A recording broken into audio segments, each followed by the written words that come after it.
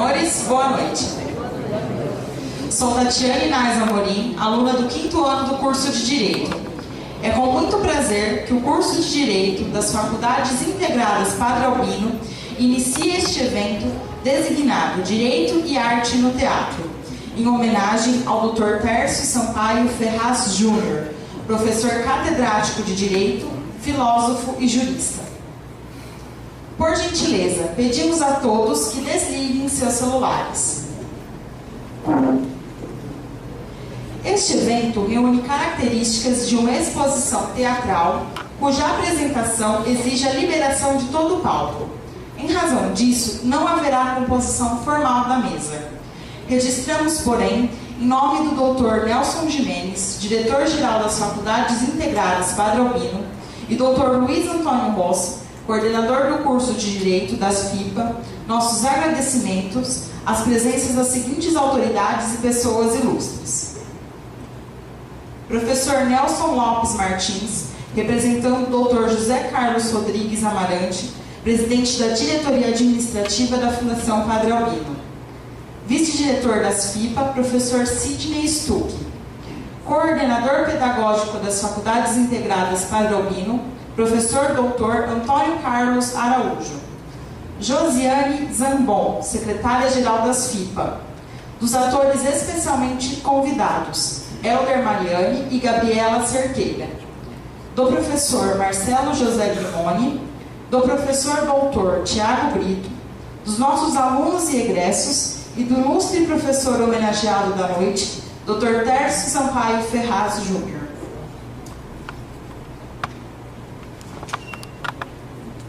Antes da abertura do evento, algumas informações importantes. O evento se desenvolverá com a apresentação Direito e Arte no Teatro, seguida da entrega ao palestrante do título de professor honoris causa. Em razão da forma adotada pelo evento, não será aberta a sessão de perguntas. O título de professor honoris causa é uma dignidade acadêmica outorgada a personalidades com relevantes serviços. No dia 17 de junho de 2015, a Igreja Congregação das Faculdades Integradas Padre Albino, atendendo à solicitação do curso de Direito, aprovou por unanimidade a outorga deste título ao ilustríssimo doutor Tércio Sampaio Ferraz Júnior. Convido o professor Marcelo José Grimoni para fazer a abertura deste evento.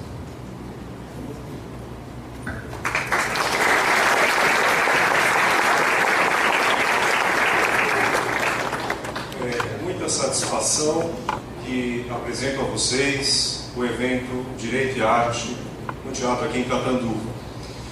Esse evento nasceu a partir do seminário do professor Tércio, em que se discutiu o direito como arte, o direito com uma visão humanista.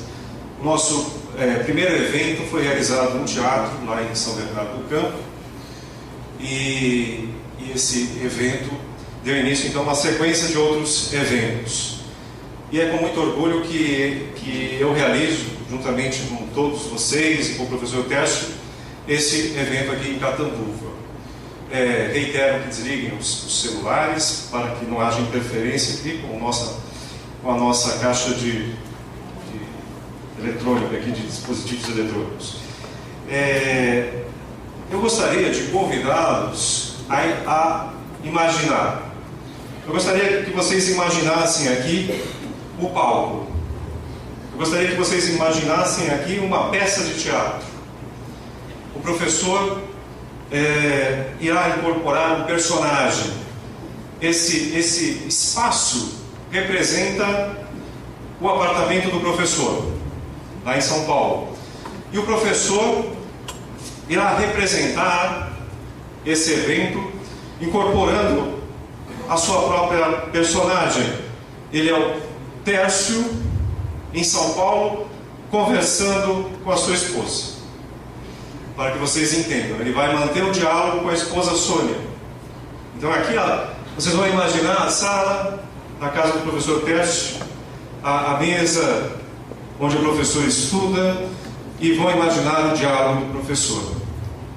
E nós teremos aqui a presença de atores profissionais que irão encenar com o professor. Então, esse evento foi imaginado num teatro. Mas eu gostaria que vocês incorporassem essa ideia. Vocês estão aqui no teatro e vamos viajar, né? Vamos imaginar o direito na Grécia Antiga, nos palcos gregos. Vamos realizar então esse evento. Peço a vocês então que prestigiem esse grande espetáculo. Obrigado.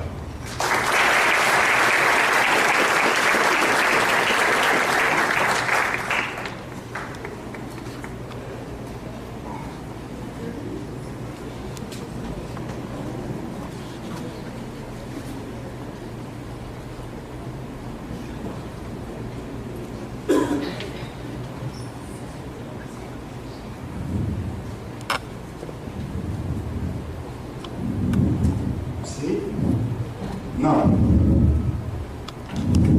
Mas depois eu falo. Agora acho que eu estou cansado. Estou com gripe. Tosse. Está horrível.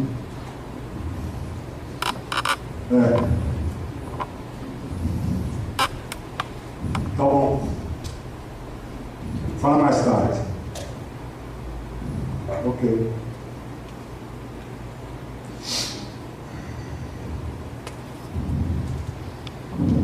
Alguém trouxe os livros que eu pedi?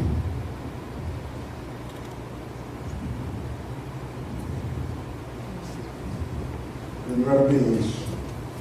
Tudo bem.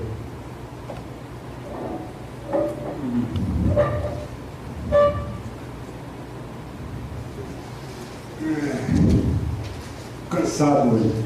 Um dia puxado. Tive 3 audiências. Não foi fácil falar com os ministros. O caso é complicado.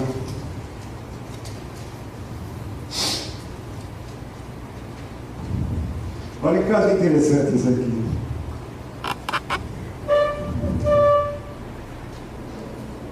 Não sei se você se recorda. Testemunha de Jeová que pedir transfusão não comete crime, diz o STJ. Isso é curioso, viu? Olha só, 2 ministros do STJ concederam um habeas corpus no qual dizem que não é homicídio quando pais, seguidores da religião Testemunhas de Jeová, impedem médicos de fazerem transfusão de sangue de seu filho. Na verdade, era uma filha. Os fatos aconteceram em 1998. Puxa vida, o julgamento está sendo terminado em 2000. Agora. Essa justiça demora demais. Aqui está escrito que os médicos deveriam ter feito a transfusão independentemente da vontade dos pais, como determina a ética médica, segundo o voto de 2 ministros. E o Tribunal de Justiça de São Paulo havia decidido em 2010 que os pais deveriam ir à júri popular por homicídio doloso.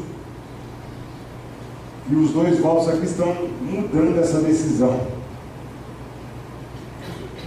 O Ministério Público sustentava que os pais mataram a filha por motivos religiosos ao impedir a transfusão. Mataram a filha. O caso ocorreu em São Vicente, Litoral Paulista. A notícia aqui falava de... O julgamento estava em curso ainda. Será que tem alguma notícia sobre isso? É interessante esse caso. Não sei se você lembra, nesse assunto de Testemunhas de Jeová, eu me lembro de um caso. Lembro daquele caso que me foi contado antes desse. Foi na década de 80 isso. Foi um aluno que era juiz lá na PUC, São Paulo, que me contou a respeito de algo parecido. Só que era um homem que tinha, na verdade, era um testemunho de Jeová. Ele tinha que fazer uma transfusão. E parece que estava, enfim, uma situação crítica, ou morria. Fazia a transfusão, morria. E os médicos solicitaram que o juiz desse a autorização, que ele não dava. E eu me lembro que esse juiz, que era aluno, me contou esse caso dizendo que ele foi o magistrado que deu a ordem. Aí que coisa curiosa. Anos depois, dizia ele, estava no seu gabinete, quando apareceu uma pessoa à porta, pediu licença, posso entrar? Eu, pois não. O sujeito entrou e disse para ele: o senhor se lembra de um caso, testemunho de Jeová, que eu queria fazer a transfusão de sangue? Eu lembro, já está fazendo algum tempo. Pois é. O senhor lembra que o senhor concedeu a autorização? E ele disse: lembro. E aí contava o juiz para nós todos na aula. Olhou para o homem na expectativa de um sorriso, alguma coisa assim. Foi quando o sujeito disse para ele: eu vim aqui lhe dizer que o senhor desgraçou a minha vida. Ele foi embora. Ele ficou chocado. Como assim desgraçou a vida? É parecido com isso. É complicado isso. Afinal, o que a gente está falando quando vê um julgamento desse?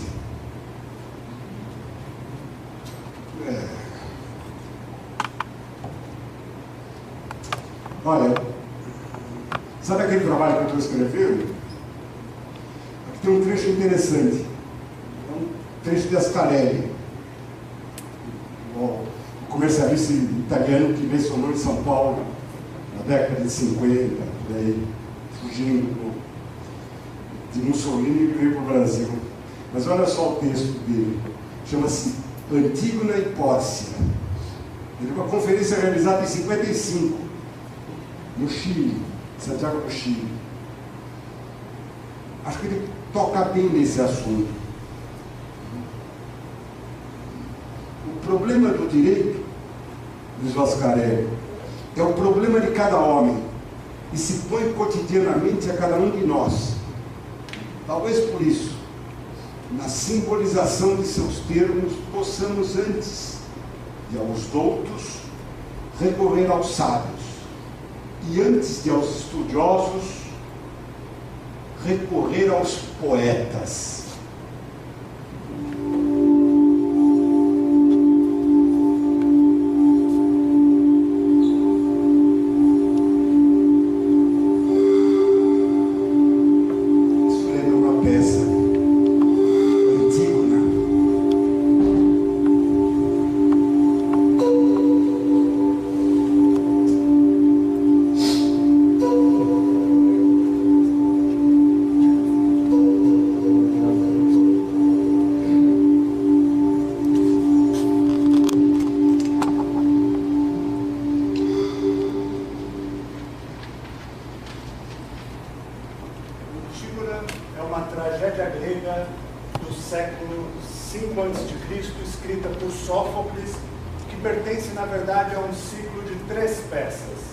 Conhecido como Trilogia Tebana, e que também conta com Édipo Rei e Édipo Incolono. Antígona é a última cronologicamente. Quando ocorre, Édipo já está morto e a tragédia se dá com a geração dos seus filhos e a relação deles com Creonte, cunhado e tio de Édipo, já que ele é irmão de Jocasta, mulher e mãe de Édipo. Quando a tragédia começa, 2 dos filhos de Édipo lutaram por Tebas, cada um de um lado, e mataram-se reciprocamente em combate. Polinices e Eteócles eram os nomes deles. Com isso, Creonte assumiu o poder e proibiu que se realizassem os ritos e homenagens fúnebres àquele dos filhos de Édipo que lutava contra a cidade, Polinices. A primeira cena se passa em uma madrugada, antes do sol nascer, em que as duas outras filhas de Édipo, Antígona e Ismene, discutem sobre como enfrentar o decreto de Creonte e honrar seus irmãos, cada uma com sua posição.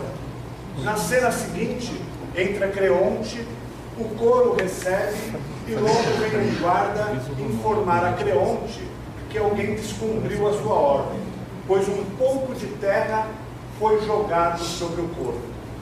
O guarda se vai e retorna para informar que novamente alguém foi ao corpo de Polinices realizar rituais fúnebres e que este alguém foi Antígona. Então trazem-na diante de Creonte. Tu, então, que baixas o rosto para o chão, confirmas a autoria desse feito ou negas? Fui eu a autora. Digo e nunca negaria. Agora diga rápida e concisamente. Sabias que um decreto proibia aquilo? Sabia? Como ignoraria? Era notório. E te atreveste a desobedecer às leis. Mas Zeus não foi o arauto delas para mim. Nem essas leis são as ditadas entre os homens pela justiça, companheira de morada dos deuses infernais. E não me pareceu que tuas determinações tivessem força para impor aos mortais até a obrigação de transgredir normas divinas, não escritas, inevitáveis. Não é de hoje, não é de ontem, é desde os tempos mais remotos que elas vigem, sem que ninguém possa dizer quando surgiram. E não seria por temer homem algum, nem o mais arrogante, que me arriscaria a ser punida pelos deuses por violá-las. Eu já sabia que teria de morrer, e como não, antes até de o proclamares. Mas, se me leva à morte prematuramente, digo que para mim só há vantagem nisso. Assim, cercada de infortúnios como vivo, a morte não seria então uma vantagem.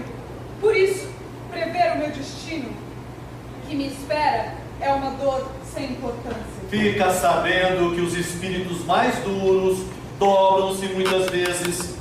O ferro mais sólido, endurecido e temperado pelo fogo, é o que se departir-se com maior frequência, despedaçando-se. Quem deve obediência ao próximo não pode ter pensamentos arrogantes como os teus. Ela já se atrevera antes a insolências, ao transgredir as leis apregoadas. Hoje, pela segunda vez, revela-se insolente, orgulha-se do feito e mostra-se exultante.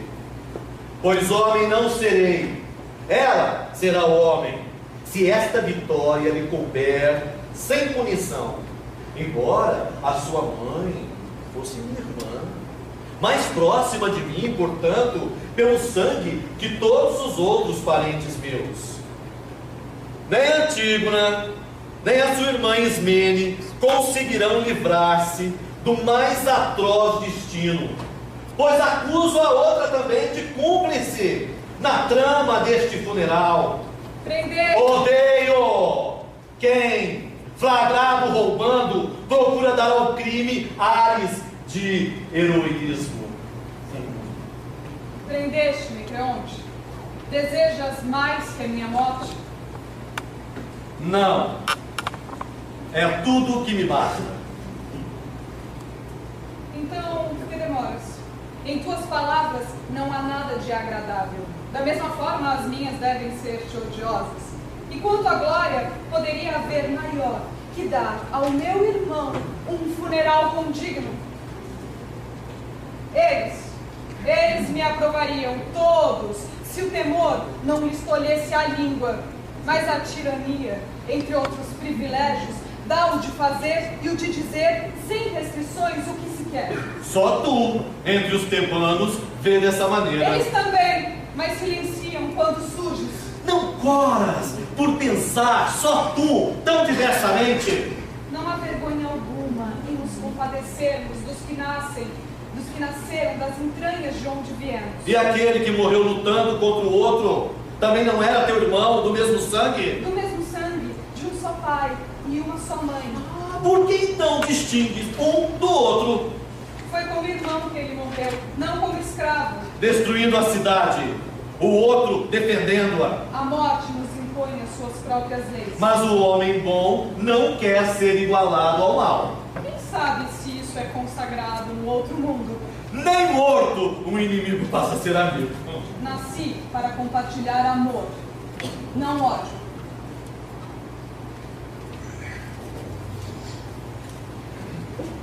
Essa peça é muito curiosa. Ela toca em assuntos, deixa a gente com a cabeça virando. Muito interessante. Ela fala da justiça companheira dos deuses infernais. Prestou atenção? Companheira dos deuses infernais. A justiça está aí embaixo, não é lá em cima. Por outro lado, a morte nos impõe as suas próprias leis. Afinal, o que está em jogo aqui é direito, mas é mais coisa do que a gente pensa que é direito. Aliás, é muito curioso. Sabe que hoje eu fui pesquisar e dei uma olhada. Aquela notícia de jornal falava de 2 votos. E faltavam 2 votos. O empate já resolvia, mas achei muito interessante o voto de uma ministra, a ministra Maria Tereza. É curioso o que ela diz. Vale a pena até comparar com esse problema que a gente vê nessa peça, na Antígona. Veja só, ademais, diz a ministra, ademais de não identificar responsabilidade por parte dos pais, há uma faceta que muito me toca, uma linguagem que até parece uma peça, um viés humanitário, concernente ao sofrimento desses pais, o sofrimento que eles já passaram, não só pela perda da filha, o que já não é pouco, mas também pelo tempo que esse processo se arrasta. O caso é de 1997, estamos em 2015. E daí, diz a ministra, não é caso de perdão judicial, pois não houve condenação. Claro, se não há condenação, não há perdão. Acredito que o atroz sofrimento amargado por toda essa via crucis já representou reprimenda mais intensa que qualquer privação de liberdade possa infligir. Em muitos casos, não se deve salvar a segurança jurídica no sentido preventivo, da pena que olha para o futuro, o que pode acontecer, em troca da justiça. Pode-se considerar conforme o direito tal sacrifício do particular em nome do interesse coletivo da sociedade? Ante o exposto, despeço o habeas corpus. A juíza sentiu o mesmo drama que a gente percebe nessa peça. Afinal, eram vidas que estavam ali. Eram 2 pais que já tinham sofrido porque a filha tinha morrido e ainda sofriam mais porque estavam diante de uma possível condenação. E o Ascarelli tem razão. A Antígona de Sófocles, na verdade, não por acaso, repetidamente foi recordada por Hegel em sua filosofia do direito. Claro, virou um assunto de filosofia. Édipo, tornado cego pelas próprias mãos, abandona Tebas. frente à revelação do trágico destino que o havia conduzido, ignorante, a matar, como se fosse um cruel viajante, o desconhecido pai. Ele não sabia que estava matando o pai. E depois a casar-se com a própria mãe, na conquista do reino que lhe foi concedido como prêmio pela salvação trazida à sua cidade, libertando-a da esfinge na qual desvendou o enigma. Édipo é sucedido legitimamente por Creonte. Creonte determina a pena de morte para quem viola a lei por ele imposta. Ele tinha todos os direitos para fazer isso. A tragédia se desenvolve inexoravelmente de maneira pré-determinada. Marcada pelo destino, ela nos apresenta esse contraste presente em qualquer lugar, em qualquer tempo, e sempre se repropõe. O seu verdadeiro objeto, diz Vascarelli, ele tem razão aqui. O seu verdadeiro objeto é o ser humano, naquilo que ele tem de universal e eternamente humano. Aliás, é a resposta que Édipo dá ao enigma da esfinge. Qual é aquele animal que pela manhã anda com 4 patas, à tarde 2 e à noite com 3? E Édipo respondeu: é o homem. Criança engatinha, depois anda, depois começam os problemas da velhice e lá vem a bengala. E com isso ele adivinhou o enigma. Essa peça trata do ser humano. Como trata do ser humano o voto da ministra Maria Teresa. O que fazer com aqueles seres humanos? A lei penal manda que eles sejam punidos. Crime doloso. O Código de Ética Profissional dos Médicos diz que eles podem e devem desatender a recusa do paciente ou do seu representante de receber um determinado medicamento, que seja, no caso uma transfusão, se aquilo puder levar à morte do paciente. Ou seja, se a gente colocar na balança da justiça, essa deusa infernal, a vida e a autonomia, a liberdade religiosa que seja, a vida em primeiro lugar. Aliás, a ministra falou isso no relatório. Não pode haver liberdade se antes não houver vida. Portanto, a vida precede a liberdade. Mas no fim, ela pensou de outro jeito. Será que já não houve privação de liberdade quando alguém escolhe deixar a filha morrer? Já não se auto-sacrificou? Será que a gente deve olhar para a sociedade com esse conjunto de interesses chamados públicos e em nome deles simplesmente condenar o particular, o indivíduo? Mascarelli tem razão. Está aí o diálogo eterno de Antígona e Creonte, o diálogo eterno, a tragédia eterna, pré-determinada, justamente porque nasce da contraposição de duas posições sempre igualmente presentes, e que na tragédia de Sófocles nos vem apresentadas na sua pureza. A tragédia tem esse dom. Ela mostra aquilo pura e simplesmente.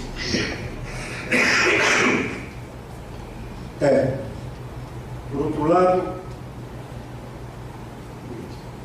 a gente tem a norma ditada, justificada, mas de outro lado a gente tem a consciência individual. Por que alguém fez alguma coisa com má intenção? Nesse caso eram pais. No caso de Antígona, era o irmão. E aquilo era horrível na época. Deixar o irmão insepulto.